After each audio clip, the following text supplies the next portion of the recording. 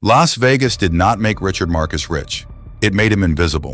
In 1976, he was a broke blackjack dealer at Caesar's Palace, earning barely enough to survive. Night after night, he watched tourists lose fortunes under bright lights, while he made minimum wage. But Richard was not watching the cards. He was watching the people, the distracted dealers, the overwhelmed pit bosses, the cameras that could not see everything. He learned one dangerous truth.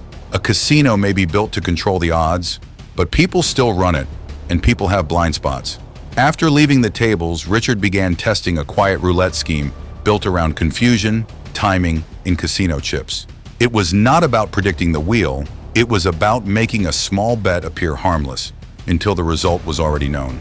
At first, the wins were small, then the money started growing. Vegas, Atlantic City, London, Paris, Monaco, Macau. Richard dressed like an ordinary tourist. He lost often enough to look believable. He waited for crowded tables, tired staff, and moments when everyone's attention moved somewhere else. Then he made his move. By the time casino staff understood what had happened, the payout was already gone. For years it worked, not because the casinos were weak, because their security systems were designed to catch obvious mistakes. Richard's method was built to look like one. Eventually, he built a team around the operation. One person created distractions, another studied surveillance patterns, another helped make every score look like luck.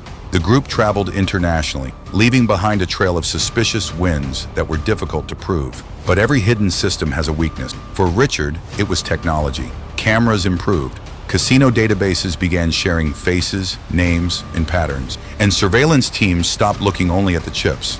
They started looking at him. One night, security pulled him aside after a roulette win. They showed him footage from directly above the table. Frame by frame, the camera captured the detail he thought nobody could see. Yet the casino faced a problem. They believed he had manipulated the situation, but proving it in court was another matter. Richard walked out free, not cleared, marked. His face spread through casino security networks around the world. Soon, the man who had spent years exploiting blind spots could no longer enter a casino unnoticed. So he did something almost unbelievable. He stopped.